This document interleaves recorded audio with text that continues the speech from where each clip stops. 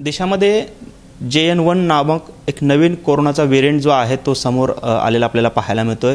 केरळ असेल, गोवा आणि महाराष्ट्र या 3 राज्यांमध्ये त्याचे पेशंट्स जे आहेत ते सापडलेले आहेत. नक्की हा व्हेरियंट कसा आहे, तो किती घातक आहे, त्याची काय एकंदरीत दाहकता आहे या संदर्भात जाणून घेण्यासाठी आपल्यासोबत आहेत Tatyarao Lahane sir. Doctor sir, स्वागत आहे TV9मध्ये. खरं तर नवीन व्हेरियंट अनेक दिवसांनंतर आता समोर येतोय. काय नक्की हा व्हेरियंट आहे, याची काय दाहकता किती आहे, कशी काळजी घ्या? आपण पाहतो की गेल्या 1.5-2 वर्षापासून हा जो ओमायक्रॉन जो आला त्याच्यानंतरचे जे व्हेरियंट आले, ह्या व्हेरियंटने जेवढा बाहेर काही इन्फेक्शन केलं नाही आहे. पण आपण आता पाहतो की ऑगस्टमध्ये JN1 हा एक व्हेरियंट आला. तर मुख्यतः याची पार्श्वभूमी आपण जाणून घेतली पाहिजे. हा कोण व्हेरियंट आहे? तो ओमायक्रॉन जे आपला व्हेरियंट होता 22मध्ये, जिथं आपलं संपलं मग आपला हा सगळा कोविड, तर त्याचाच ही एक फॅमिलीमधला व्हेरियंट आहे की जे BA.2.86 जे आहे त्याचा हा व्हेरियंट आहे. आणि हा व्हेरियंटमध्ये काय बदल झाले आहेत, तर प्रत्येक वेळेस जेव्हा एखादा व्हेरियंट येतो तर त्याच्यामध्ये काहीतरी वेगळे व्हेरियंट, आता आपण पाहिलं की काही 48 तासात होतो, काही 24 तासात इन्फेक्ट होतो. तर याच्या इन्फेक्टिव्हिटीमध्ये बदल झाले आहेत. त्याचे जे म्युटेशन म्हणतो आपण, तर इन्फेक्टिव्हिटी बदल झालेत, म्हणजे हा इन्फेक्शन करू शकतो. बरं, आता हा जेव्हा JN1 करू शकतो तेव्हा हा कन्सर्न आहे का? हो, हा व्हेरियंट ऑफ कन्सर्न म्हणून WHO याला घोषित केला आहे. म्हणजे व्हेरियंट ऑफ कन्सर्न म्हणजे काय असतं की ज्याच्यामुळं संसर्ग होतो, ज्याच्यामुळं आपण म्हणूया की लोक जास्त अफेक्ट होतात किंवा त्याची ससेप्टिबिलिटी जी आहे ती वेगळी असते. या 2-3 गोष्टीमुळं हा व्हेरियंट आपण व्हेरियंट ऑफ कन्सर्न म्हणतो. तर हा कन्सर्न आहे. तर आतापर्यंत 41 देशाच्यामध्ये झाला आहे. भारतामध्ये आपण पाहिलं की 8 डिसेंबरला केरळामध्ये आपला एक केस सापडली आहे. आणि मग हा काय करतो, याला भिलं पाहिजे का? आत्तापर्यंतचं ह्याचं जे वागणूक आहे याच्यावर आता आपल्या देशानेही याच्यासाठी कालच असे काढलेले प्रत्येक स्टेटला काय केलं पाहिजे. याच्यात मुख्यतः अशी गोष्ट आहे की याला ऑब्झर्व केलं पाहिजे, याच्यात काय ह्याचे परिणाम झाले ते बघितलं पाहिजे. आणि याच्यात काय आहे की याच्यामध्ये जे होणार आहे, ओमायक्रॉनला जे होत होतं की अप्पर रेस्पिरेटरी ट्रॅक म्हणजे नाक गळणे किंवा घसा येणे, ताप येणे, डोकं दुखणे, आणि याच गोष्टी याच्यामध्ये होणार आहेत.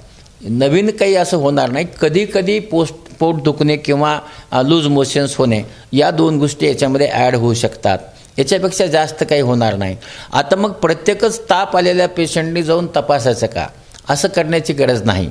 तर या गोष्टी होऊ नये याच्यासाठी जिथं इंटरनॅशनली लोक येत आहेत अशा ठिकाणी मास्क लावणं, म्हणजे आता आपण म्हणूया एअरपोर्ट आहे अशा ठिकाणी मास्क लावणं, किंवा विजिलन्स कुठं बाळगायचा आहे की असं काही झालं असेल की ताप अंगावर न काढणं. आपण पाहिलं की ताप अंगावर काढला, असं नाही की त्याला जाऊन आपण कोविडची ट्रीटमेंट घेतली पाहिजे, पण तापावर आपण उपाय करून घेतला पाहिजे.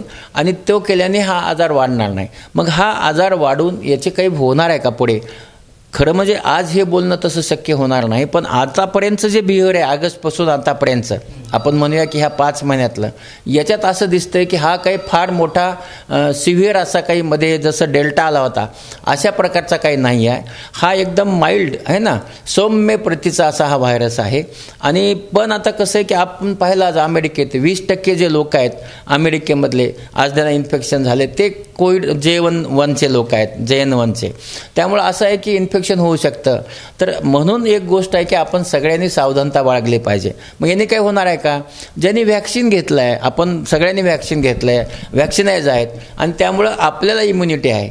पण ज्यांची इम्युनिटी कमी आहे, जसे की डायलिसिसले काही लोक आहेत, ज्यांना डायबिटीज कंट्रोल नाही आहे, किंवा इम्युनो कॉम्प्रोमाइजवर काही लोक आहेत, अशा लोकांनी मास्क लावणं गरजेचं आहे. सगळ्यांनी लावायची गरज नाही आहे. तुम्ही तसं वावरू शकता. आणि ज्यांना LRT झाला म्हणजे वरच्या घशाचे इन्फेक्शन झाले, त्यांनी काळजी घ्यायची गरज आहे. मग त्यांनी घरापासून आयसोलेट व्हायची गरज आहे का? आज नाही आहे. कारण आणखी हा एवढा व्हायरस प्रत्येक घरात घुसलेला नाही. एखादा दुसरा व्हायरस आला आहे. म्हणून आज आपण मागच्या काळातला आपला अनुभव असल्यामुळे सगळेजण पॅनिक झालो आहे. तर मला सगळ्यांना सांगायचं की पॅनिक व्हायची गरज नाही आहे. लक्ष ठेवण्याची गरज आहे, ऑब्झर्व करण्याची गरज आहे. हा सौम्य व्हायरस आहे. आतापर्यंतच्या 5 महिन्याच्या याच्या बिहेवियर, याचं वागणूक जे आहे, याच्या पुढे याच्यात आपण पाहतोय की थोडे थोडे बदल होताना दिसत आहेत. पुढे काही बदल झाले आज सांगता येणार नाही, पण बदल व्हायची शक्यता 5 महिन्यांनी कमी असते. आणि म्हणून आता या व्हायरसला आपण सगळ्यांनी एवढंच केलं पाहिजे की सगळ्यांनी ज्यांना इम्युनिटी कमी आहे, प्रतिकारशक्ती, त्यांनी मास्क वापरावी. ज्यांना घशाचं इन्फेक्शन झाली त्यांनी काळजी घ्यावी आणि फार काही असं पॅनिक व्हायची गरज नाही. हा फार मोठ्या प्रमाणामध्ये जरी आला तरी हा सौम्य स्वरूपाचा व्हायरस आहे. ताप खोकल्यावर निघून जाईल, पण काळजी घ्यावी, पाणी जास्त घ्यावं, स्वतःला हायड्रेट करून ठेवा आणि योग्य वेळी उपचार करा. असं केल्याने हा प्रश्न सुटणार आहे. प्रशासकीय स्तरावरती या संदर्भात महाराष्ट्र राज्याच्या लेवलला काही प्रिकॉशन्स सुरू आहेत का किंवा काय घ्याव्यात? आपण असं पाहिलं आहे की भारत सरकारनेच याच्यावर काळजी घेण्यासाठी हे काढलेलं आहे, तसं महाराष्ट्र शासनाने काढलेलं आहे. पण आज मी शासनात नसल्यामुळं मला हे सांगता येणार नाही. पण शासन अतिशय विजिलंट आहे. म्हणजे मी जे काही पत्र वाचतोय, पत्र मिळाले, तर त्या पत्रावरून असं समजतं की केंद्रीय सरकार किंवा महाराष्ट्र सरकार अतिशय विजिलंट आहे, त्याच्यावर पूर्ण लक्ष ठेवून आहे. आणि त्यामुळे सरकार लक्ष ठेवत असल्यामुळं तुम्ही सगळ्यांनी घाबरण्याची गरज नाही, पण तुम्ही स्वतःही काळजी घेणं गरजेचं आहे. आणि म्हणून घसा आला, ताप आला तर काळजी घ्या, घाबरून जाऊ नका.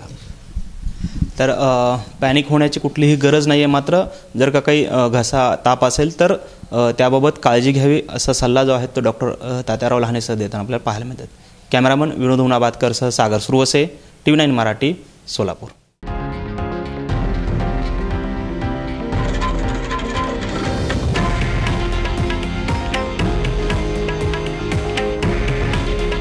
हे आहे देशातील नंबर 1 न्यूज नेटवर्क आणि आपण पाहत आहात TV9 मराठी. काळजी तुमची, हित महाराष्ट्राचं.